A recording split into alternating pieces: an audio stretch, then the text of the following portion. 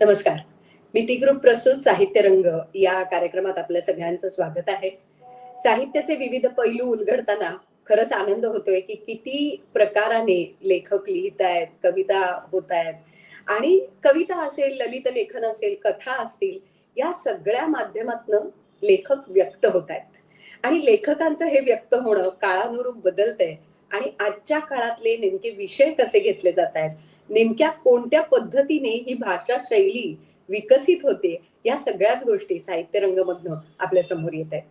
आज विशेष आनंद आहे आणखीन, की आज आपल्या बरोबर ज्या 2 व्यक्ती आहेत, त्या व्यक्तींचं मराठी साहित्यातलं योगदान हे खूप मोठं आहे आणि त्यामुळेच आज या साहित्य रंगाच्या कार्यक्रमामध्ये प्रख्यात कथालेखिका सानिया आणि प्रसिद्ध कवयित्री अनुपमा उजगरे यांना निमंत्रित करताना मला विशेष आनंद होतोय. दोघींचं अगदी मनापासून स्वागत आहे. साहित्यविषयक या कार्यक्रमामध्ये तुमच्या दोघींचं येणं हे निश्चितच साहित्य रंगाचं एक म्हणजे एक खरं तर आनंद आहे, आम्हाला भाग्य आहे असं मी म्हणेन. आणि याच नोटवर आपल्या या कार्यक्रमाच्या ज्या निमंत्रक आहेत, शिवसेना नेत्या, महाराष्ट्र विधान परिषदेच्या माननीय उपसभापती डॉक्टर नीलम गोरे यांना मी निमंत्रित करते. नीलमताई, स्वागत आहे आपलंही. नीलमताई, आज खरंच भाग्य आहे की आज या 2 प्रसिद्ध व्यक्ती आपल्या बरोबर आहेत आणि ज्यांच्या लेखनावर खरं तर अनेक पिढ्या आज वाढतायत आणि तुमच्याकडनं प्रेरणा आमच्या लेखनासाठी आम्हाला घेता येते. त्यामुळे तुमचं दोघींचं स्वागत करण्याची विनंती मी नीलमताईंना करते. सानिया आणि डॉक्टर अनुपमा यांना आज भेटण्याची संधी मिळते, खूप छान वाटतंय.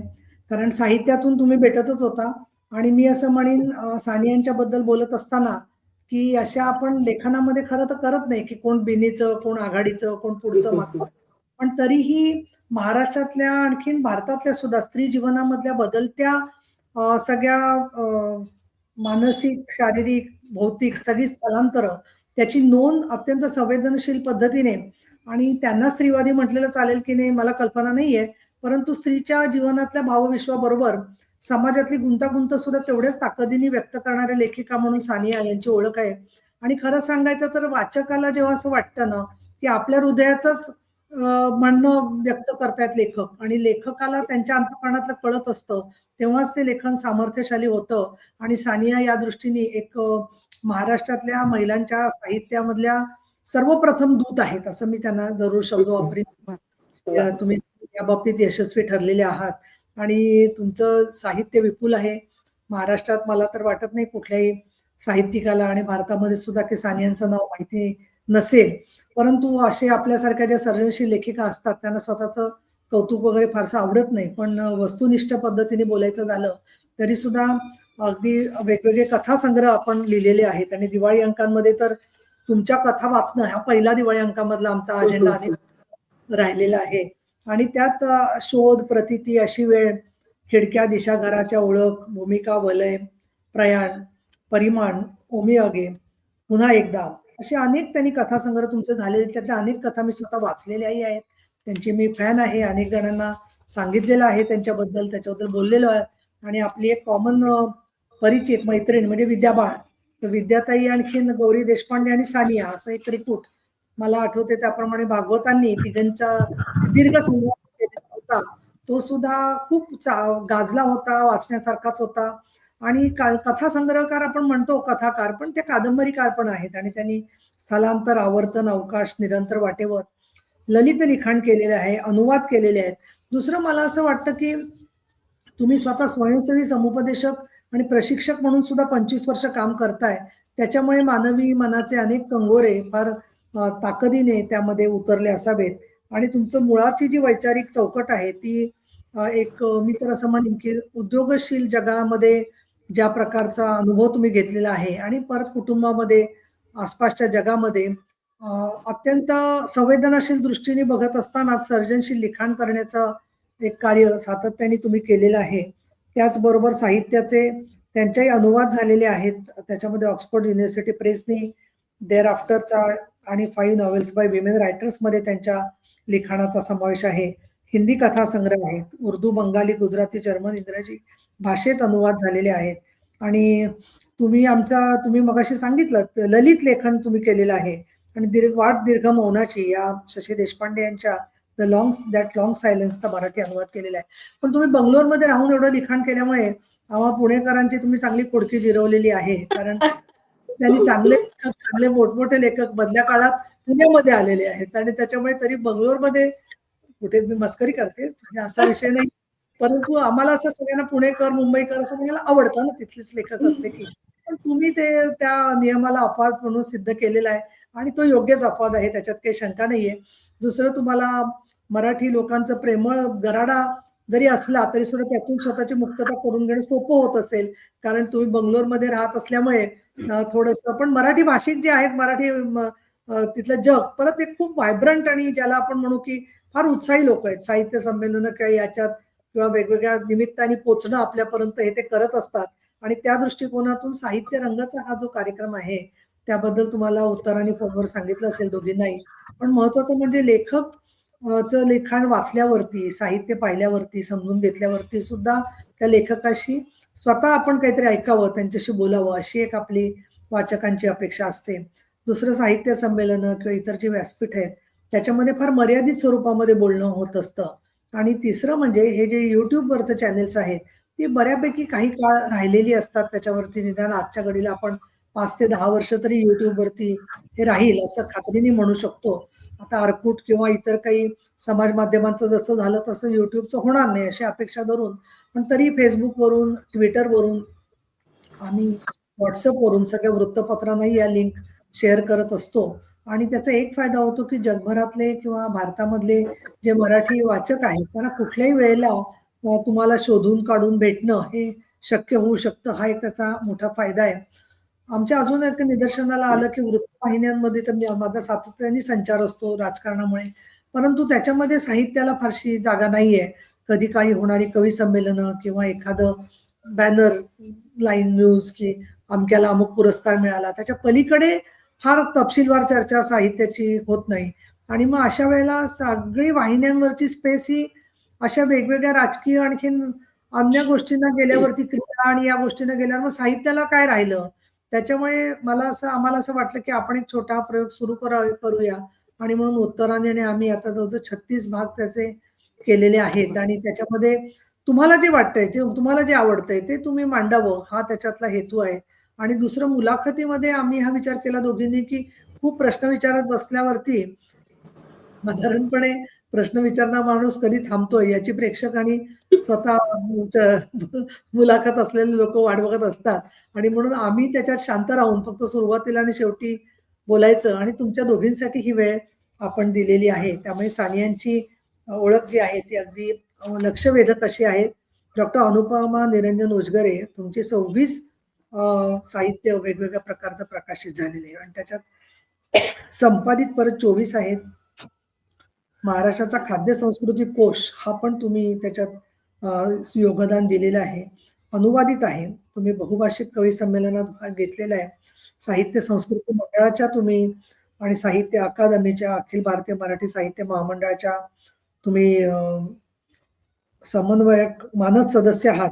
आणि विशेष म्हणजे मला असं वाटतं की तुमची कार्यक्षमता ही प्रत्यक्ष कृतीतून सुद्धा लोकांच्या तुम्ही भरपूर जोडल्या गेलेल्या आहात.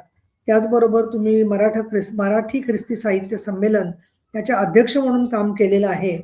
आणि प्रजासत्ताक दिनी तुम्ही 30 विविध भाषांमधल्या कवितांचे अनुवाद करता. आणि मुंबई विद्यापीठ, गोंडवन विद्यापीठ, तुमचं आपलं नाव अनुपमाताई कोणाला माहित नाही असं नाहीये. प्रत्येक साहित्य विषयक कार्यक्रम जो होतो तो तुमच्या सहभागानेच होतो असं मी अनेक वर्ष निरीक्षण केलेलं आहे. आणि तुम्ही ठाण्यामध्ये राहता, परंतु तुमचं सगळीकडे महाराष्ट्रभर, भारतभर मराठी साहित्य विश्वामध्ये चांगल्या प्रकारे नाव गाजताय. अशा वेळेला अनुपमा आणि सानिया या दोघींचं आजचं उपस्थित असणं म्हणजे या वर्षाची शेवटचे कार्यक्रम खूप अजून सुंदर होत आहेत. कारण नवोदित लोक पण खूप चांगले सापडले याच्यामध्ये की जी आम्हाला कल्पना होती, पण इतकी ताकद किंवा इतकं वेगवेगळ्या भाषांचं प्रभुत्व आम्हाला त्यांच्यामधून जाणवलं की मराठी साहित्याला एका अर्थाने उदारीकरणानंतर, नव्वदीनंतर, जागतिकीकरणानंतर नवीन वळण मिळालं असं आम्हाला तरी दिसतंय. आणि त्या नवीन वळणाच्या मध्ये जे बदललं जग कुटुंबाचं ते त्याला अजून एक मोठा आवर्तन सापडलं ते म्हणजे कोविडचं. त्याच्यामध्येही फार मोठे बदल घडले आणि अशा वेळेला त्यातून पुढे मराठी साहित्य जात असताना या पर्वामध्ये आम्ही हा साहित्य रंग सुरू केलेला आहे, की आता न्यू नॉर्मल म्हणता म्हणता नॉर्मल काय आहे, ॲबनॉर्मल काय आहे, सबनॉर्मल काय आहे, हे सगळे विषय आता चर्चेला सारखे येत असताना आपण स्वतः जगतोय हे नक्की नॉर्मल आहे का काय आहे असा प्रश्न अनेक वाचकांना पडलेला असताना तुमच्या दोघींच्याही साहित्यामधून आपल्यासारखे कवडसे मनामधले विचाराचे समोरच्या माणसाच्या मनात येत आहेत याच्यामधून सामर्थ्य, ताकदवानपणा आणि त्याचबरोबर एक प्रचंड परिश्रम. शेवटी साहित्य सुद्धा एक सातत्याने हाती घेतलेलं काम असतं, की ज्याच्यासाठी तुम्हाला स्वतःला झोकून द्यावं लागतं आणि हे तुम्ही दोघींनी केलेलं आहे. त्यामुळे तुम्ही मला भेटलात, खूप आनंद वाटतोय आणि आपण कार्यक्रमाला उत्तरास सुरुवात करूया. नमस्कार. नक्की, नक्की. खरंच आहे, नीलमताई तुम्ही म्हणालात त्याप्रमाणे दोघींचं वाचन ऐकायला आम्ही सगळेच जण उत्सुक आहोत. सुरुवात सानियाताई तुमच्यापासून करूया. तुमचा प्रत्येक कथासंग्रहच एक वेगळी वाट घेऊन येतो आणि अनुभव जसं ताई म्हणाल्या त्याप्रमाणे ते अनुभव वेगवेगळ्या पद्धतीने व्यक्त होतात. अशी वेळ नावाचा जो तुमचा कथासंग्रह आहे, त्या कथासंग्रहातली त्याच नावाची जी कथा आहे ती आज तुम्ही आमच्यासाठी सादर करणार आहात. तर मला असं वाटतं मी तुम्हाला विनंती करते की तुम्ही ती कथा सादर करावी. अशी वेळ. धन्यवाद. सर्वप्रथम नीलमताईंनी अतिशय प्रेमाने ओळख करून दिली त्याबद्दल त्यांचे अतिशय मनापासून आभार. आणि उत्तराताई आणि तुम्ही या कार्यक्रमाच्या निमित्ताने माझं काही लेखन एक वाचकांपर्यंत जाईल याचाही मला आनंद होतोय.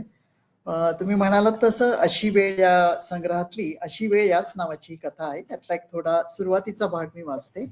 साधारणपणे आपण ही कथा आठवणी आणि विस्मरण याच्याशी संबंधित आहे.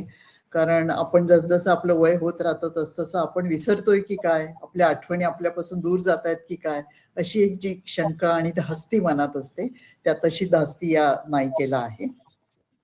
अशी वेळ. आयुष्यात अशी एक वेळ येऊन ठेपली की एक एक गोष्टी हळूहळू गळून जायला लागल्या. आठवणी. सकाळची साधी नेहमीची कामं करताना मध्येच आठवेन असं झालं की दही लावलंय की नाही. येऊन पाहावं तर लावलेलं असायचं, किंवा लावलंय असं मनात ठेवावं तर तिथं नेहमीची दह्याची मोठी वाटी दिसायची नाही. चप्पल सरकवून जिना उतरताना मनात यायचं की गॅस बंद केलाय की चालूच आहे कुकर खाली. स्वतःला दामटून तसंच रस्त्यावर काढलं तरी मग मनभर तोच विचार भरून राहायचा, गॅस चालू तर नाही. आता आपण 2 तास बाहेर असू तर काय होईल, कुकरचा स्फोट तर होणार नाही, किंवा ज्योत विझून जाईल आणि गॅस तसाच गळत राहील. आणि घरात शिरल्यावर मग त्यापेक्षा जाऊन बघावं. पुन्हा जिना चढून वर येऊन किल्ली लावून दार उघडून स्वयंपाकघरात डोकावलं तर काय, खरं म्हणजे गॅस व्यवस्थित बंद केलेला दिसला आणि कुकरही पोटात वरण भात घेऊन शांतपणे गरमागरम उभा दिसला तर जीव भांड्यात पडला म्हणता येईल. पण त्याऐवजी धास्ती खरी निघून गॅस तसाच मंद मध्यम आचेवर जळताना दिसला तर. तसं झाल्यावर एकाएकी पायातली शक्ती गेल्याप्रमाणे वाटली. डोकं धरून बसले. शांतपणे थोडा वेळ बाहेरच्या खोलीत. शांतपणे म्हणायचं नावाला, पण मनात कल्लोळ चालू. म्हणजे आपण विसरलो पूर्णपणे आणि तशाच बाहेर पडलो. एक एक विसरत चाललाय. लक्षात आलं की आता अशी वेळ येऊन ठेपली आहे की गोष्टी एक एक करून गळत चालल्या आहेत. डोळ्यातून एकाएकी पाणी व्हायला लागलं. असं कसं करून चालेल. असल्या गोष्टी विसरणं यात काय मोठंसं. वयानुसार होतच म्हणे. परवाच मैत्रिणी म्हणत होती की काही नाही ग, सगळ्यांचंच होतं तसं. आमचं तर 50व्या वर्षी सुरू झालं. आता 70ला आल्यावर काय म्हणतेस, काही विशेष नाही त्यात. पण असं कसं म्हणून चालेल. खरं आहे की असला विषय काढायचा अवकाश की सगळीजण एकदम गिल्ला करून म्हणायला लागतात, होय होय आमचंही तसंच, आम्ही विसरतो खूप गोष्टी, असं म्हणत मग एकेकीच्या हकीकती सुरू. नावं विसरतात, फोन पत्ता विसरतात, चेहरे विसरतात, निरोप विसरतात, वेळा विसरतात आणि पुष्कळ काय काय. पण प्रश्न तो नसतो. असलं अनेक काय काय विसरत आयुष्य चालू राहतं आणि ते व्यवस्थित आहे असा विश्वास असला तर मग प्रश्न नसतो. पण आठवणी असतात आणि त्या डोक्यात ठेवून जगायचं असल्यावर मग या विचारांनी त्रस्त झाले. जणू एक गाठोडा आहे डोक्यात आणि कुणी चोर लागला आहे त्यामागे. त्या रात्री मग फोन लावला मुलीला.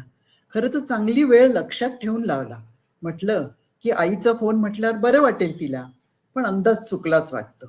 ती झोपाळू पण एकदम काळजीच्या स्वरात म्हणाली, काय ग आई, इतक्या लवकर फोन? काय झालं काय? ठीक आहेस ना? तर बावळटासारखी घड्याळ बघत वेळ मोजत बसलेली मी. ती समजुतीनं पलीकडून म्हणाली, असू दे, इथं अजून पहाटच आहे आणि थंडीचे दिवस ना, काळोखच असतो बाहेर. बरी आहेस ना तू? झोप येत नाहीये का? आता मुलीनं असं प्रेमानं विचारल्यामुळे धीर आला. बरं वाटलं. तिला झोपेतून उठवल्याचं मनाबाहेर गेलं आणि मग तिला ते विसरण्याचं सांगत बसले. ती ऐकून घेते कायम. शांतपणे ती माझं पुराण ऐकून घेत असतानाच डोक्यात आलं की समजा मुलगी शांतपणे आपलं ऐकून घेते, हेच आपण विसरून गेलो तर? ते मनात आलं आणि झपकन इतकं वाईट वाटलं की आवाज चिरलाच एकदम. रडवेली झाले. मुलगी दचकली असणार पलीकडे. म्हणायला लागली, काय ग आई, खरीच बरी आहेस ना? डॉक्टरकडे गेली होतीस का? काय झालं? आणि तुझी ती नेहमीची तपासणी केलीस की नाही सगळी? तिला काही नाही, काही नाही, ठीक आहे, बरी आहे, हे सांगता सांगताच पटकन आठवेनसच झालं की आपण तपासणी केली की नाही ते. ती तरीही म्हणाली, हे बघ, उगीच असलं काही डोक्यात घेऊन बसू नकोस. विसरण्याचं सगळ्यांचंच खरं असतं. तुला माहिती आहे का, आपण जर सगळंच्या सगळं खरोखर आठवत बसायचं ठरवलं किंवा तसा आपला मेंदू सगळं सगळं साचवत आठवत राहिला तर काय होईल? वेळ लागेल. सगळं आठवायचं नसतंच मुळी. काही गोष्टी आठवायच्या, काही विसरायच्या. तेच भल्यासाठी असतं. तिला म्हटलं, ते समजतं ग मला, पण हळूहळू असं होत राहिलं तर? आवाज आता सुधारला होता. गुळमुळीतपणा आला होता. कारण काही म्हटलं तरी ती म्हणते त्यात तथ्य आहेच. मी काय अडाणी, अशिक्षित, कोशात राहणारी बाई आहे का? शिकलेली आहे, कामं केलेली आहेत. या वयात प्रकृती सांभाळून एकटीनं राहते आहे. सगळेजण मला कर्तृत्ववान, आधुनिक, हुशारबाई समजत आले आहेत. मुलगी आता पुरती जागी झाली असणार. तल्लख आवाजात म्हणाली, होतं असं साऱ्यांनाच. आणि हे बघ आई, आपण विसरतो की काय अशी शंका जोपर्यंत येते ना आपल्या मेंदूला, तोपर्यंत काहीही घाबरायचं कारण नाही. उद्या आपण विसरलो हेच जर आठवलं नाही तर मग स्वतःच हसायला लागली त्यावर. पण मग आई, तसं झालं ना तर काळजीच वाटत नाही. विसरणारी माणसं चांगली सुखात राहतात. मुलीचा स्वभाव मला आवडतो. एकदम सगळं हसण्यावारी न्यायचं, गंमत करायची, गंभीरपणा घालवून टाकायचा त्यातला. त्यामुळे तिच्याशी बोललं की बरं वाटतं. ती माझं औषधच आहे. इतक्या दूरवर असते खरी, तरी कपाटात ठेवलेल्या रामबाण उपायासारखी आहे. नेहमी लागत नाही आपल्याला, पण आहे आपल्याकडे उपाय हे लक्षात असलं की बरं वाटतं त्यामुळे. मी विचारलं, किती ग वाजलेत तिकडे? ती म्हणाली, 5. तू काय करणार आहेस आता? टीव्हीवर काही आहे का पाहण्याजोगं? तिनं 5 म्हटल्यामुळे माझ्या लक्षात येऊन ओशाळी झालेच होते. गणित चुकलंच म्हणजे. उघडच होतं की वेळेचा नक्की फरक ध्यानात राहिला नव्हता. तिला उठवलं तेव्हा तर 4:30च असणार. दचकली असेल. पण हे विस्मरणाचं काय असतं मग? उद्या आपण एक एक करत विसरत चाललो तर कसं व्हायचं? म्हणजे मग एकटीनं समर्थपणे राहण्यावरच गदा यायची की? दही लावायला विसरणं, गॅस बंद करून जाणं, इथपर्यंत जरा तरी ठीक आहे. पण उद्या घराची किल्लीच घ्यायची राहून गेली तर? तेही ठीक आहे म्हणा. खालच्या बिराडाकडे आहे एक ठेवलेली जास्तीची. पण उठसूट मागितल्यावर त्यांनाच शंका येणार की झालंय काय या बाईला? तेही सोडा. पण समजा आपण घरातून बाहेर पडलो आणि आपल्या घराचा पत्ता विसरलो तर? हैराण हैराण झाले विचाराने. असं वाचलं होतं कुठेच. काय करणार? म्हातारा घराबाहेर पडला आणि विसरला. नाव पत्ता काही सांगता येईना कुणाला. फिरला. मग कुणी ओळखीच्यानी घरी आणून सोडलं किंवा घरच्यांनी शोधाशोध केली आणि हे असं होतंय लक्षात आल्यामुळे घरच्यांनी त्याच्या खिशात नाव पत्त्याचं कार्ड ठेवायला सुरुवात केली किंवा त्याला घराबाहेरच पडू द्यायचं नाही असं ठरवलं किंवा तो डोळा चुकवून तसं करतोय म्हटल्यावर सारखी नजर ठेवायला सुरुवात केली. छे, काय हे जगणं. आणि घरचे म्हणाले, इथं आहेच कोण कुठं? मुलगी धावत येईल ते कळल्यावर आणि घेऊन जाईल कदाचित. पण तिच्याकडे ते तसं जगायचं आणि तेही परक्या जगात कठीण नाही का? मुलगी, जावई, तिची मुलं सगळी बाहेर पडल्यावर तर मग त्या घरात कोण दुसरं माझ्याशिवाय? धन्यवाद. वा वा. म्हणजे रोजचा अनुभव आहे हा. अगदी वय पुढे गेलं तरी सुद्धा नाही, आपण घरातनं बाहेर पडताना सुद्धा 10 वेळा कुलूप ओढून बघतो. पण त्याची इतकी सुंदर कथा होऊ शकते. आणि त्यातलं एक वाक्य फार आवडलं की सगळं आठवायचंच नसतं. काही गोष्टी आठवायच्या असतात, काही विसरायच्या असतात आणि तेच भल्यासाठी असतं. वा, सानियाताई नाही, अगदी नाही. उत्तर अंडरलाईन करा. नाही, याच्यात एक आहे. हा. शेवटी देते मी, पण एक सूक्ष्म आपल्याला आनंदही असतो ना, की आपण हुशार आहोत, स्मार्ट आहोत. सगळ्यात मला आधी आठवतं आणि तो जेव्हा डळमळायला लागतो ना आत्मविश्वास, खरंय. त्यावेळेला ते दिसू नये कोणाला. त्याच्यासारखी माणूस सारखं स्वतःला तपासत राहतो. त्याची फार अगदी खरंय. सूक्ष्म पद्धतीने छान नोंद घेतली तुम्ही सगळी. वा, खरंच पुढे आहे, जाऊ. खरंच आहे. आणि रोजच्या ह्याच्यात ना म्हणजे हे प्रत्येकाला जवळचं वाटतं. प्रत्येकाच्या बाबतीतला हा अनुभव आहे, पण तो शेवटी कथाकार असतो तुमच्यासारखा. तो उत्तम रीतीने तो कथेतनं मांडतो आणि त्याची एक गोष्ट तयार होते. मला वाटतं अनुभवांचं असंच आहे. ते कशा पद्धतीने व्यक्त होतात हे महत्वाचं आहे. तुम्ही कथेतनं व्यक्त होता आणि अनुपमाताई आमच्या कवितेतनं व्यक्त होतात. त्यामुळे त्यांच्याही अनुभवांकडे आपण वळूया आणि अनुपमाताई पहिल्या टप्प्यात तुमच्या काही कविता आम्हाला आमच्या समोर सादर करावं. सानियाताईंची कथा मला माझीच वाटली. नीलमताई आणि उत्तरा, तुम्ही हा जो नवीन उपक्रम सुरू केलाय खूप छान आहे आणि त्याच्यामुळं सानियाताईंशी माझी भेट झाली. खूप आनंदाचा भाग आहे हा. कविता सादर करते. पहिल्या कवितेचं शीर्षक आहे फिनिक्स. ह्या माझ्याच शहरामध्ये मला डोकं टेकायला थारा नाही. परक्यांनी इमले बांधले, माझ्यासाठी वीतभरही जागा नाही. मी पाऊल उचलताच त्यांनी कचकन कापून टाकले माझे परतीचे दोर. मी पाऊल उचलताच त्यांनी कचकन कापून टाकले माझे परतीचे दोर. आता मी एक अनाथ पोर. मायेनं पान्हा तोडलेले, परक्या शहराची वेस ओलांडण्याचा परवाना निर्दयतेने नाकारला गेलेले, माथ्यावरचे आकाश आता अनोळखी झालेले, स्वतःच्या सावलीचीही साथ न उरलेले, मी एक अनाथ पोर. ह्या माझ्या शहरामध्ये मला परत एकदा पाऊल ठेवू द्या. ह्या माझ्या शहरामध्ये परत एकदा मला पाऊल ठेवू द्या. मला शोधू द्या खाणाखुणा माझ्या विखुरलेल्या शब्दांच्या आणि आर्त गीतांच्या. भस्मसात झालेल्या माझ्या घराच्या गरम राखेत, भस्मसात झालेल्या माझ्या घराच्या गरम राखेत चाचपडणाऱ्या माझ्या हातांना कदाचित कदाचित लागेल माझी एखादी अर्धवट जळालेली कविता. तिचा तेवढा स्पर्श पुरेल उरलेल्या माझ्या श्वासांना आणि कदाचित मिळेल बळ करपलेल्या माझ्या पंखांना आणि कदाचित मिळेल बळ माझ्या करपलेल्या पंखांना. दुसरी कविता आहे नाळ ह्या शीर्षकाची.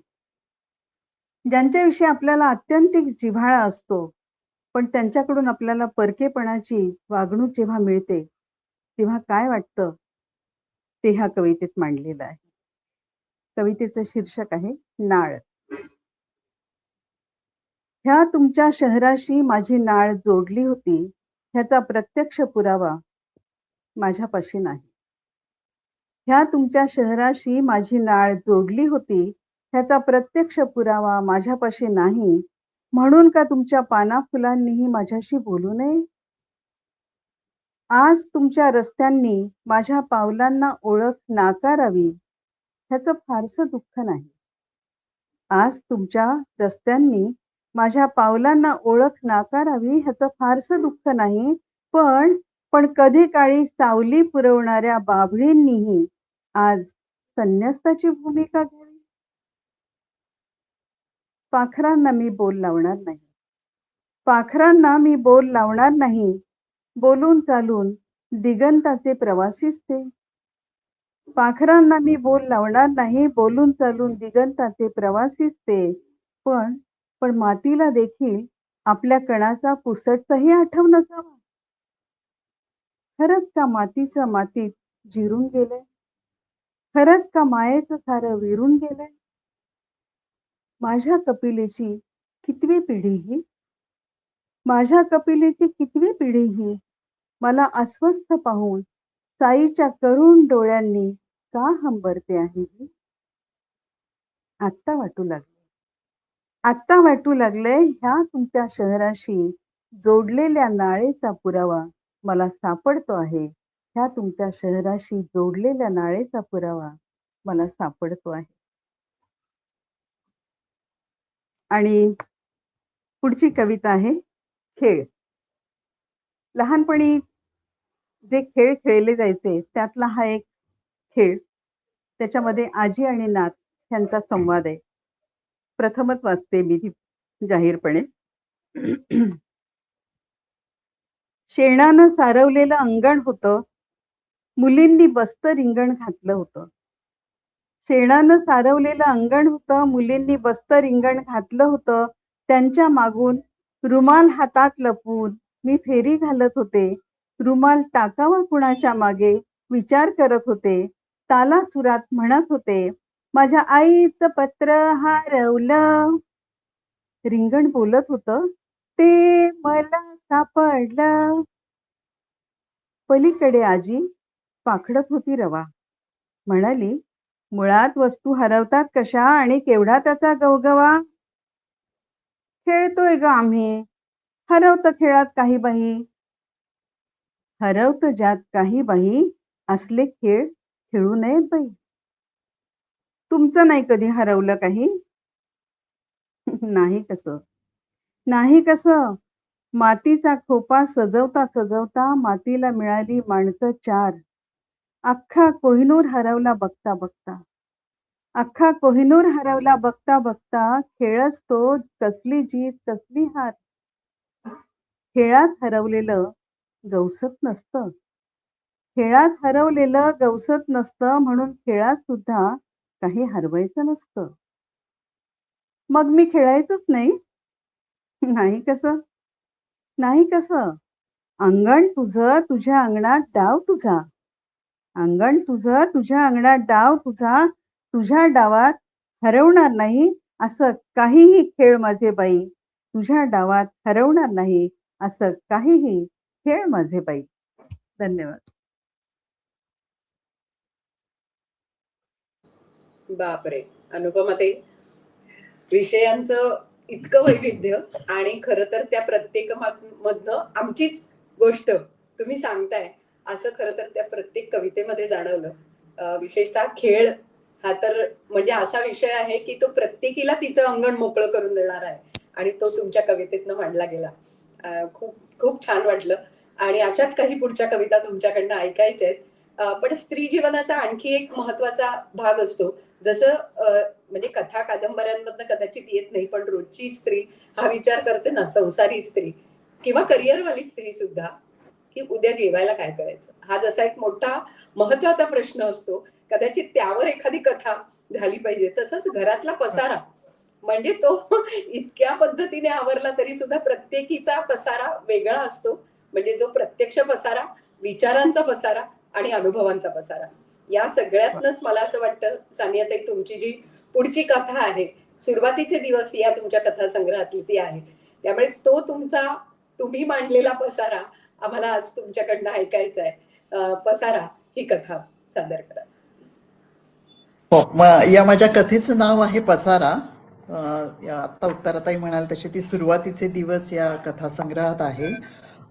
खरं म्हणजे पसारा ही कथा अशी आहे की ती पसारा आवरण्याच्या तंद्रीत असलेली एक तरुण स्त्री, ती आता रजेवर आहे गरोदर असल्यामुळे, ती असं ठरवते की आपण एक पसारा आवरायचा. आणि अचानक तिचा एक भाऊ जो अनेक वर्ष घरापासून लांब गेलेला होता, अजिबात त्याचा काही संबंध नव्हता, असा तिला भेटायला येतो. अगदी अचानक येतो. आणि तो भेटायला जेव्हा येतो आणि त्या दोघांची भेट आणि त्यातनं संभाषण तिला जे समजत जातं ते सगळं हळूहळू कसं त्याचाच एक जो पसारा होतो की ते कुटुंबाने पाळलेलं मौन आणि त्याबद्दल काहीही उच्चार न केलेला, आणि तर तेव्हा तो आयुष्यातलाच पसारा तिच्या कसा डोळ्यासमोर येत राहतो याबद्दलची ही कथा आहे. त्यातला एक थोडासा मधला भाग मी वाचून दाखवते. श्यामा समोर बसली, त्याच्याकडे निरखून पाहायला लागली. तो नजर उचलून पाहतही नव्हता. त्याचा अवतार, बसण्याची ढब, स्वर तिला कीव येऊ लागली. एकदम न सुचता भरून येऊ लागलं. कुठून आलायस तू, तिनं विचारलं. म्हणजे राहतोस कुठे, काय करतोस, आईला भेटलास? त्याने तिच्या प्रत्येक प्रश्नाला मान हलवली, नकारार्थी. तिला यापुढे काय विचारावं ते सुचेना. मनात यायला लागलंच की आईला कळलं तर आवडणार नाहीच आहे. हा नकोसा असलेला माणूस आहे, घराबाहेर काढलेला मुलगा आहे. याच्याशी कुणी संबंध ठेवता कामा नये असा हुकूमनामा निघालेला आहे. याचं नाव टाकलेलं आहे आणि अस्तित्वच जणू पुसलं गेलं आहे. मेला मेला असंच म्हटलं गेलंय. मग हा असा अचानक आपल्या घरी का अवतरलाय? काय हवं असणार आहे आणि मी काय करायचं आहे? ती म्हणाली, मला काही समजत नाहीये. तू माझा पत्ता शोधत असा एकदम आलास. कसा काय? असाच, म्हणजे भेटायला. मनीष कोचाच्या अगदी काठावर पुढे झुकून बसलेला. दोन्ही हात त्याने मांड्यात घट्ट धरून ठेवलेले. श्यामा थोडी हताश झाली. पहिल्यांदा मनात आलं की म्हणजे घरचा पसारा आवरण्याचा बट्ट्याबोळ. कधी नव्हे ती सुरुवात केली होती. निदान दुपारपर्यंत उरकलं असतं. आता याला जेवाय बिवायला विचारायला लागेल. काय करायचं ते कसं कळणार? किती वेळ बसणार आहे हा? आणि बोलायचं तरी काय? ते एकदम सुचल्याप्रमाणे तिनं विचारलं, खरंच वाटत नाहीये मला असा तू अचानक न कळवता इथे, म्हणजे तेव्हा त्यावेळी तू अचानक गेलास तेव्हा. ते आठवतं म्हणा थोडंसं, पण आपण काहीतरी असंबद्ध बडबड करतोय हे तिच्या लक्षात आलं. ती थांबली. मग तोच म्हणाला, मी गेलो तेव्हा तू तशी लहान होतीस, 12-13 असशील ना? तिला एकदम काहीच आठवेना. हिशोबाने त्यावर 10-12 वर्ष होऊन गेली. तरी त्याने मी मनीष म्हणताच तो आपला भाऊ हे चटकन कळलंच. तसा चेहरा कदाचित अस्पष्ट आहे मनात, पण समोर पाहिल्यावर स्पष्ट झाला. कुठली शंका आली नाही हेही खरंच, पण तो एक भाग. त्यामुळे जे घडून गेलं आहे त्याचा अन्वयार्थ कसा लागेल तो तिला स्वतःला तेव्हा लागण्याची शक्यता नव्हतीच. कारण सगळं दबून आडून तिला बाहेर ठेवून फक्त मोठ्या माणसात असं घडलेलं. कुठं गेलाय या प्रश्नाला गावी गेलाय, लांब पाठवलाय, शिकायला दूर ठेवलाय अशी उत्तरं मिळालेली. मग काही काळानंतर नाही येणार तो परत, त्याच्याबद्दल काही विचारायचं नाही, तो विषयच काढायचा नाही. असं करता करता शेवटी तो घराबाहेर काढलेला, नालायक, वाईट चालीचा, नको ते केल्याने काळीमा फासलेला आणि कुटुंबाला मेलेला असा मुलगा झाला. श्यामा चाचरत म्हणाली, होय, लहानच होते मी, म्हणजे काही कळत नव्हतं. घरात जे सांगितलं गेलं तेवढंच. तिला आता कळेना की काय म्हणावं. कुणी काही सांगितलं नव्हतं हेच खरं.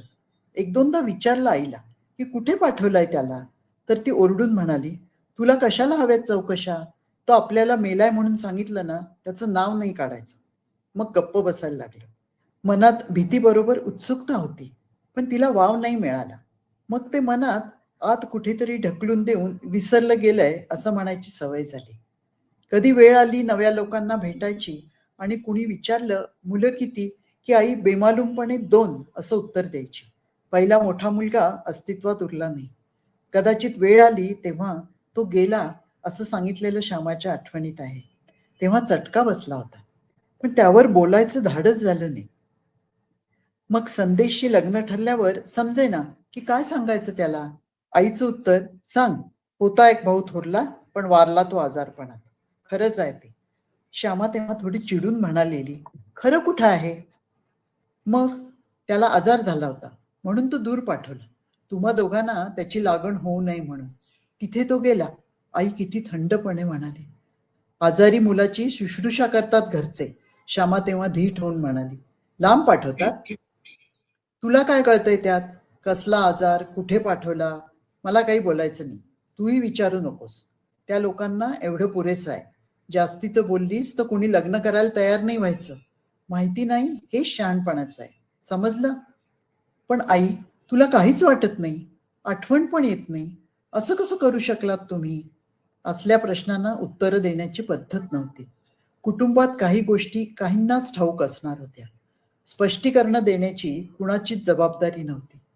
मोठ्या होणाऱ्या मुलांना तर सर्व माहीत असायचं कारणच नाही यावरच विश्वास होता.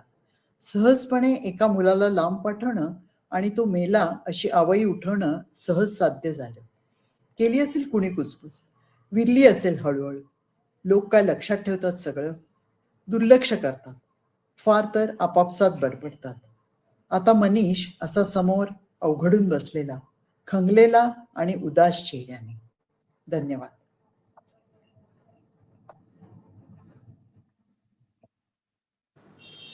खरंच आहे, अशा प्रकारे एखादी आई असं वागू शकते का? केवढं मोठं प्रश्नचिन्ह. जे श्यामासमोर होतं तेच कदाचित आमच्याही समोर उभं राहिलं. पण अनुभव कसे येतात आणि त्यातनं कथा कशी तयार होते. सानियाताई, मला वाटतं असं अनुभवांचं किती मोठं विश्व तुमच्याकडे आहे. तुमच्या प्रत्येक कथेतनं ते वेगळ्या पद्धतीने उलगडतंय. पण अनुभवातही तुमच्याकडे येताना मला म्हणायचंय की आपले आपले अनुभव तर असतातच, व्यक्तिगत अनुभव. पण समाजात आपण जेव्हा वावरतो तेव्हा आपल्या सुद्धा समाजाकडनं काही अपेक्षा असतात आणि मग अशा दृष्टीने सुद्धा काही कविता तुमच्या आहेत. तर मला असं वाटतं की थोडं त्या अनुषंगाने असणाऱ्या अशा ह्या कवितांकडे आपण वळूया आणि त्या तुम्ही सादर कराव्यात अशी मी विनंती करते. कविता सादर करण्यापूर्वी मला एक थोडस बोलावंसं वाटतंय. पाडगावकरांना जाऊन आता 10 वर्ष होती. त्यांच्या संदर्भातली एक आठवण सांगावीशी वाटते. वेळ असेल तर सांगते. हो हो, सांगा ना सर. जे कवितेची आवड असणं, कविता लिहिता येणं आणि कविता रक्तात भिडणं या संदर्भातली ती आठवण आहे. पाडगावकरांना शेवटी शेवटी स्मरण कवी झालं होतं. म्हणजे आता आपण जेवलो हेही त्यांना आठवत नव्हतं. हो. पण तेव्हा मी त्यांना भेटायला गेले होते, तर त्यांना मौजेत आलेली माझी कविता आठवली. त्यांच्याकडून शाबासकी फारच दुर्लभ होतं. पण त्या दिवशी त्यांनी माझी कविता आवडल्याचं सांगितलं. ते पण इनडायरेक्टली सांगितलं. तर हे असं कविता त्यांच्या अगदी रक्तात भिनलेली होती. सगळ्या गोष्टी ते विसरले, पण कविता मात्र कवितेचे तपशील ते विसरू शकले नाहीत. हे मला इथे सांगावं वाटलं त्यांच्या संबंधात. वा. तर त्यांना ती आवडलेली कविताच मी आता सादर करते. कवितेचं शीर्षक आहे षंढ. सामाजिक कविता आहे. प्रत्येक रात्रीच्या क्षितिजावर उगवतोच एखादा सूर्य. प्रत्येक रात्रीच्या क्षितिजावर उगवतोच एखादा सूर्य. ह्या पारंपरिक आशेच्या खतावर आम्ही शिंपडत गेलो धीराचं पाणी. पण रात्र लांबतच राहिली. पण रात्र लांबतच राहिली, भुताचे पाय लांबत राहावेत तशी. अन सूर्य खेळत राहिला लपाछपी, ग्रहणात खेळतो तशी. तप लोटलीयेत, एकही काजवा नाही लुटला. युग उलटलीयेत, एकदाही रातवा नाही बरसला. बा अदब बा मुलाईजाचा कोंबडा न आरवल्यानं नारायण देखील नाही उगवला. आता प्रश्न असा की हे लांबणारे भुताचे पाय छाटणार कोण? आता प्रश्न असा की हे लांबणारे भुताचे पाय छाटणार कोण? पुकारे बा अदबचे करणार कोण? आम्हाला कंठ फुटू नये म्हणून आमच्या घशात खिट्ट्या ठोकल्यात. आम्हाला कंठ फुटू नये म्हणून आमच्या घशात खिट्ट्या ठोकल्यात. इन्कलाबचा नारा ऐकू येऊ नये म्हणून कानात गरम शिशाच्या धारा उठल्यात. आमच्या मुठी वळू नयेत म्हणून बोटच छाटलीयत.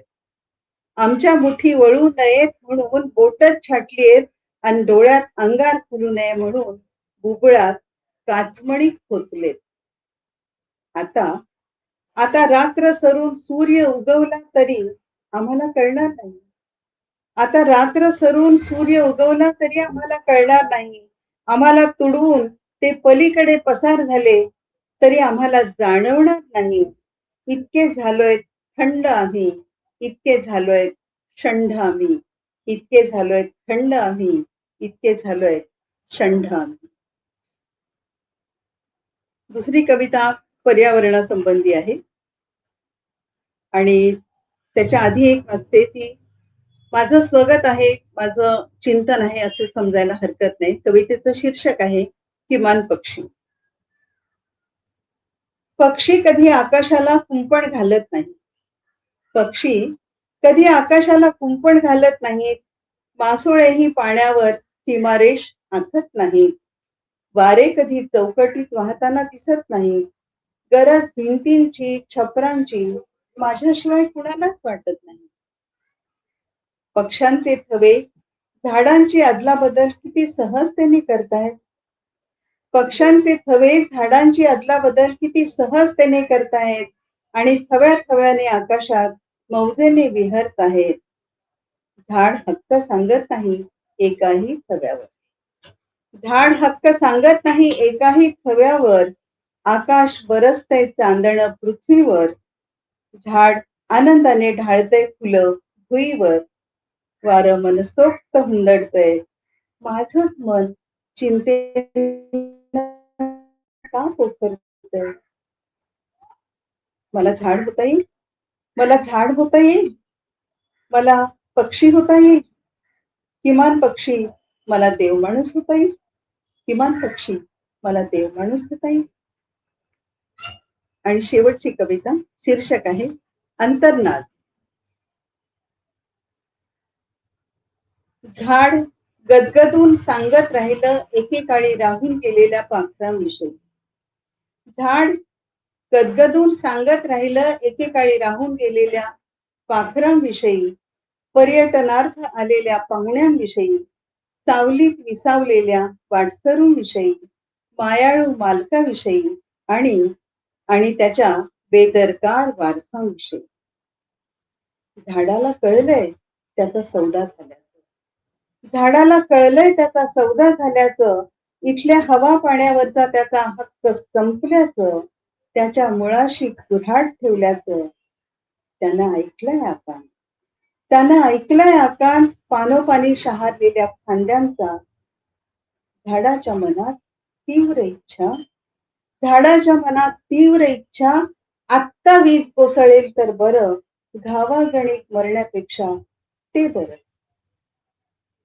आता झाड निशब्द स्तब्ध, आता झाड निशब्द स्तब्ध, आणि मी मात्र नखशिखांत गदगदते, मी मात्र नखशिखांत गदगदते. धन्यवाद. बापरे. अनुभवते खूप छान. एकतर समाजाचा सगळा भाग म्हणजे कवी एरवी आपल्या आपल्या झाडं, पक्षी, पानं, फुलं याच्यामध्ये रममाण असतो, पण तुम्ही त्या निसर्गाच्या रूपात माणसाचा माणूस पण खरंच दाखवण्याचा प्रयत्न केला, असं एका वाक्यात म्हणायचं तर हेच म्हणेन. आणि पाडगावकरांना आवडलेली तुमची कविता, तर पाडगावकरांनी स्वतः सुद्धा समाजात घडणाऱ्या घटनांवर भाष्य केलेलं आहे. म्हणजे एरवी दिवस तुझे फुलायचे झोपाळ्या वाचून झुलायचे असं म्हणणारे पाडगावकर जमा खर्च स्वातंत्र्याचा मांडणार केव्हा, जाब उंच प्रासादांचा मागणार केव्हा असं सुद्धा म्हणतात.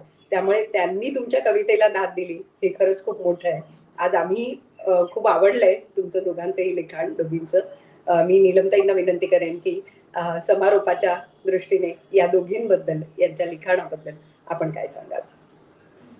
दोघींच्याही लिखाणामधून एक अविस्मरणीय अशा साहित्य रंगाची ओळख झालेली आहे. अनुपमा ताईंनी ज्या कविता वाचल्या त्यांच्याकडे आधी येते मी आणि मग सानियांकडे जाते. फिनिक्स किंवा नाळ, खेळ, षंढ, किमान पक्षी, अंतर्नाद या सगळ्या कवितांच्या मध्ये एक मला दिसतं ते म्हणजे निसर्ग आणि त्यातलं स्त्रीमन आणि त्यातली साधंपण निसर्गातलं आणि आपल्या माणसाच्या जीवनाशी असलेलं त्याचं घट्ट नातं हे अतिशय सुंदर त्यांनी उलगडलेलं आहे.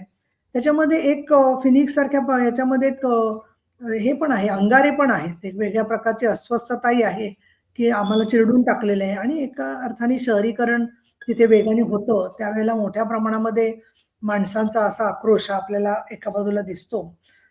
मला स्वतःला खेळ या कवितेतलं फार आवडलं की अंगण तुझं, तुझ्या अंगणात डाव तुझा, तुझ्या डावात काही कोणी हटवणार नाही असं काहीतरी खेळ बाई, हरवणार नाही तुला.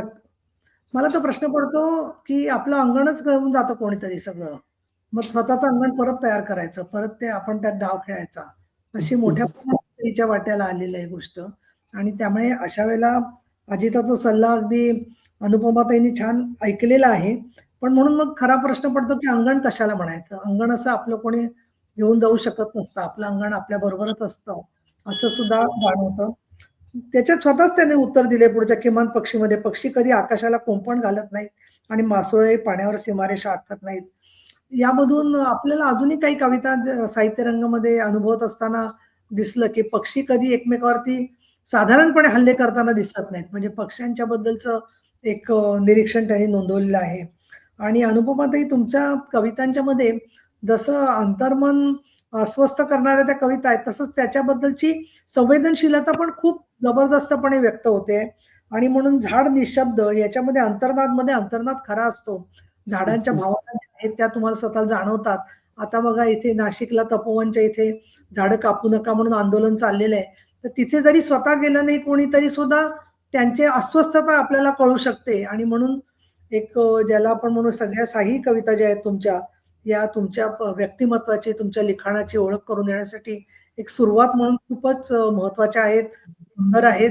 आणि तुम्ही सुरुवातीला इतकं म्हणजे अशा थोडंसं आम्हाला टेन्स वाटल्या, कारण कॅमेराची एखाद्यास एवढं माणूस प्रत्येक जण कम्फर्टेबल नसतो, पण तुम्ही इतक्या प्रभावी होत्या कॅमेऱ्यासमोर की त्यामध्ये तुम्ही किती छान वाचल्यात हे मला मुद्दाम नमूद करायला पाहिजे.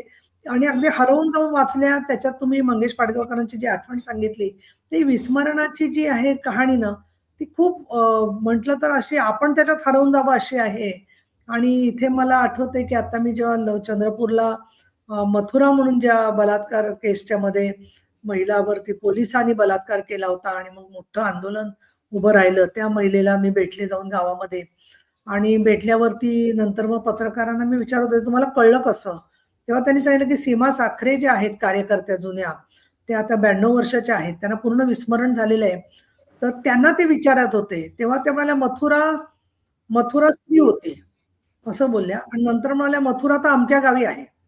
म्हणजे विस्मरणामध्ये सुद्धा ती मथुरा त्यांच्या बरोबर लक्षात राहिली होती. म्हणजे इतकं हे भावविवश करणारं सगळं आहे की मेंदूच्या आणखीन आपल्या बुद्धीच्या सगळ्या पटलांच्या मधून काय टिकतं काय नाही, आधीच ही प्रोसेस फार वेदनादायी आहे. विस्मरण एका अर्थाने ज्यांना अगदी डिमेन्शिया होतो किंवा त्याची सुरुवात असते त्यावेळेला. आणि अशा वेळेला त्यांना सारखं आठवण द्यायचं म्हणजे सुद्धा खरं तर त्या माणसाला ताप दिल्यासारखा वाटतो. पण अशा वेळेला सुद्धा मंगेश पाडगावकरांना तुमची कविता आठवली म्हणजे ती अंतःकरणामध्ये रुजलेली कविता आहे, त्याच्यात काहीच शंका नाहीये. आणि मला असं वाटतं की या सगळ्यामध्ये आपल्याला ते अविस्मरणीय असे अनुभव झालेले असतात आणि तशाच तुमच्या कविता या कायम सगळ्यांना खिळवून ठेवतील अशाच प्रकारच्या आहेत. सानिया, तुमच्या कथा ज्या आहेत त्या मी स्वतः मी म्हटलं की तुमची एक हे आहे, फॅन आहे. तर मला एक नेहमी वाटतं की एक कथेची जी ठराविक चौकट असते की त्याची सुरुवात आणि त्याचा मध्य आणि शेवट, तर तुमच्या कथा या प्रोसेस मधल्या आहेत. म्हणजे प्रक्रिया असते, मानवी जीवनाशी संबंधित असतं, त्याच्यात बरंच काही उलगडलेलं असतं. आणि म्हणून त्या कथेचे खरं तर तुमच्यावर थोडा अन्याय झाला असं मला वाटतं उत्तरात. त्यांना कधीतरी अर्धा पाऊण तास 1 तास बोलावलं पाहिजे.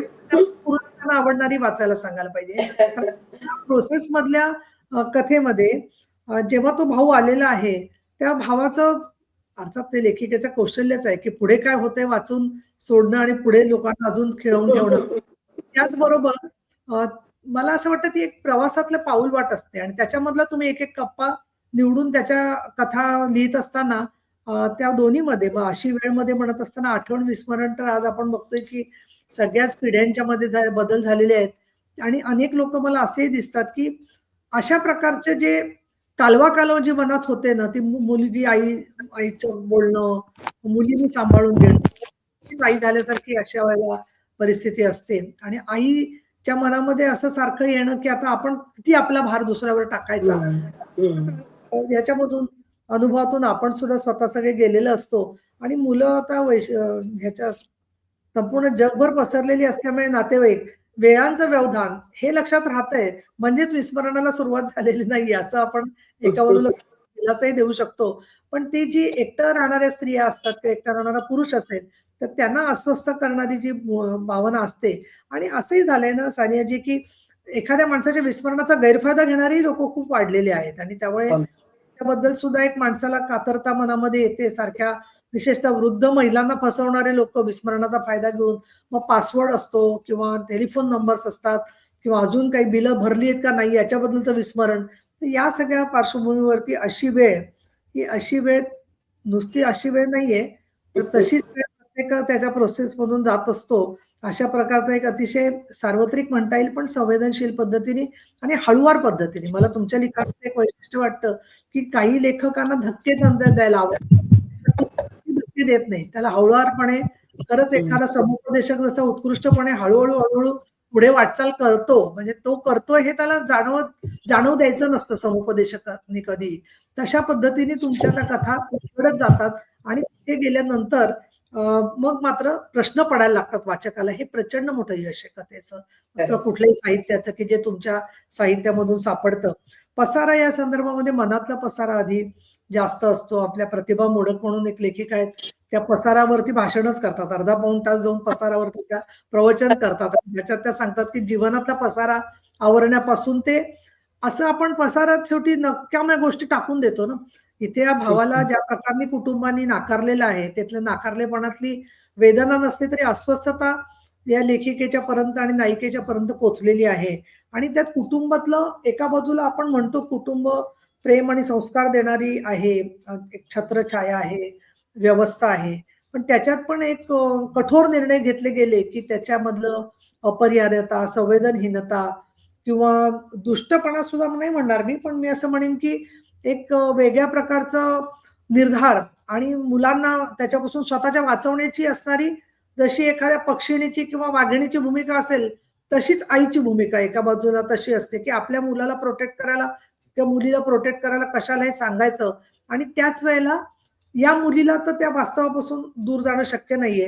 ही सगळी उलघाल जी तिची आहे ती पसारामध्ये तुम्ही मांडलेली आहे आणि खरं तर असे विषय मला सानिया खूप तुमचं कौतुक यासाठी आहे, की मला काही-काही लेखिका अशा भेटतात म्हणजे मला टीका नाही करायची. त्या मला म्हणतात, "तुम्ही आम्हाला विषय द्याल का लिहायला? तुमची म्हणजे आम्हाला केसेस हाताळतो, तर त्या आम्हाला फक्त ऑब्झर्व्ह करायला द्याल का?" म्हटलं, "अहो केसेस अशा ऑब्झर्व्ह करता येत नाहीत. कारण असं की तिचं खाजगी जीवन असतं आणि ती आणि समुपदेशक एवढं मिळूनच ते त्यांचं जग असतं आणि त्याच्यात ते बोलत असतात. त्यामुळे कोणी तिसरी व्यक्ती तिथे आलेली चालणार नाही अशी तुम्हाला ऑब्झर्व्ह करण्यासाठी म्हणून. पण असं काही न करता टिपण्याची जी क्षमता असते, की स्वतः प्रत्येक अनुभव ऐकायला लागतो असं नाहीये. पण त्या अनुभवात शिरता येणं या दृष्टिकोनातून पसारा ही कथा खूप तुमच्या एकूण साहित्याबद्दलचीच जाणीव अजून समृद्ध करणारी आहे. तुमच्यासारख्या लेखिकांना दोघींनाही अजून मोठं स्थान म्हणजे आपण स्थानासाठी लिहित नाही मला पूर्ण मान्यच आहे. पण तरी मला नेहमी असं वाटतं, की ज्या प्रमाणामध्ये स्त्रियांचं साहित्य स्त्री म्हणून जास्त त्याला महत्त्व देऊ नका, पण स्त्री म्हणून डावलू नका. हे एक असतं जसं आदिवासी किंवा दलित समाजातल्या लोकांचं म्हणणं. असं कोणी लेखिका म्हणायला जात नाहीत कुठेही. पण समाजामध्ये पटकन लेखकांची नावं घेतली तर ठराविकच म्हणजे नावं पुरुष वर्गाची घेतली जातात. राजकारणात पण तसंच आहे. अगदी श्रद्धांजली व्यक्त केली एखाद्या माणसाबद्दल तर 10 लोकांनी श्रद्धांजली व्यक्त केली असेल तर इन्व्हेरिबली मेकिंग देम इनव्हिजिबल महिलांना अदृश्य करून टाकलं जातं. पण अशा जगामध्ये सुद्धा कुठलंही एक झेंडा हातात न घेता आम्ही तर आमचं काम थोडं सोपं आहे. कारण आम्ही एक स्टँड घेतलेला आहे उघड असा.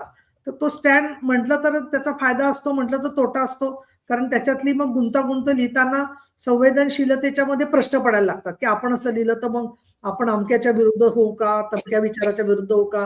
पण तसं काही नसताना सुद्धा तसा तो पहिलं तीराचा एक काठ पकडत पुढे जाणं, कारण तुमची स्वतःची जीवन श्रद्धा तशी आहे. अशा प्रकारचं एक तुम्ही ह्युमन राईट्समध्ये शिक्षण घेतलेलं आहे. त्या पार्श्वभूमीवरती तुम्ही फार मोठं मराठी साहित्याला आणि एकूण साहित्याला मिळणारं फार मोठं तुम्ही योगदान आहात सानिया, असं मला इथे मुद्दामून सांगावसं वाटतं. आणि खूप दोन्ही कथांच्यामध्ये जरी त्या छोट्या कथा असल्या ना, तरी त्याच्यावरती त्यांचं विस्मरण होणार नाही एवढं मी नक्की खात्री देऊ नक्कीच, धन्यवाद. नक्कीच. आणि सानियाताई, अनुपमाताई तुमच्या दोघींच्याही लेखनातनं आमच्या समोर जे एक कवडसे जसं नीलमताई सुरुवातीला म्हणाल्या होत्या, की आता आपण कवडसेच घेऊ शकतो. पण त्या कवडशांमधनंच एक मोठं आभाळ आम्हाला दिसतंय तुमच्या पुस्तकांमधनं. अनुपमाताई मला वाटतं तुम्ही तर फक्त कविता नाही, कथा, कविता, समीक्षा सगळ्याच अंगाने भरपूर लिखाण केलेलं आहे. त्यामुळे मी आपल्या वाचकांना नक्की हे सांगू इच्छिते, की अनुपमाताईंची पुस्तकं कुठे मिळतील, कोणत्या प्रकाशकांची आहेत, हे कॅप्शनमध्ये आम्ही तुम्हाला देऊ आणि तिथनं तुम्ही थेट त्यांच्या पुस्तकांपर्यंत नक्की जा. सानियाताई, तुमच्या पुस्तकांविषयी आम्हाला सांगा, ती कुठे-कुठे उपलब्ध आहेत? हां. हो, मला असं वाटतं प्रमुख पुस्तक विक्रेत्यांकडे तर असू शकतीलच पुण्या मुंबईला. बरोबर. मी जरी बाहेर असले तरी माझे प्रकाशक सगळे पुण्या मुंबईचे आहेत आणि अगदी. अमेझॉनवर बरीच पुस्तकं आहेत माझी. त्यामुळे बरोबर. म्हणजे त्यामुळे तिथून मागवून घेता येऊ शकतात. आणि अलीकडे माझं स्थलांतर हे ई बुक स्वरूपात पण प्रकाशित झालेलं आहे. अरे तेही वा. अमेझॉनवर उपलब्ध आहे. बरोबर. आणि तंत्राने तर किती सोपं असावीत. केलंय. हो, हो हो. तेच मी म्हटलं, की तंत्राने किती सोपं केलंय. आज हो अनुपमाताई, नीलमताई पुण्यात, सानियाताई तुम्ही बंगलोरमध्ये, आम्ही मुंबईत. सो हे इतकं सगळं जग आज जवळ आणलंय. आणि सगळ्यात महत्वाचं जसं तुम्ही म्हणालात त्याप्रमाणे ही पुस्तकं सुद्धा आता ऑनलाईन आपल्याला सापडतायत. त्याच्यामुळे आता पुस्तकांच्या जगात जर वाचकांना जायची इच्छा असेल तर त्यांना कोणत्याही प्रकारचं बंधन नाही किंवा कोणतीही अडचणी येत नाही. ज्याला वाचायचंय तो खरंच तो छान पद्धतीने वाचू शकतो. आणि मला असं वाटतं साहित्यरंग सारख्या कार्यक्रमातनं तुमच्या विषयीची, तुमच्या लेखनाविषयीची उत्सुकता लोकांच्या मनात निश्चित निर्माण होते आणि त्यातून ते मुळापर्यंत, तुमच्या मूळ कथांपर्यंत जात आहेत, ह्याचं आम्हाला समाधान निश्चित आहे. त्यामुळे सान्याताई, अनुपमाताई, तुम्ही दोघी या कार्यक्रमात सहभागी झालात त्याबद्दल पुन्हा एकदा मनापासून आभार आणि पुन्हा भेटूया पुढच्या शुक्रवारी अशाच 2 नामवंत लेखकांसह. धन्यवाद. धन्यवाद.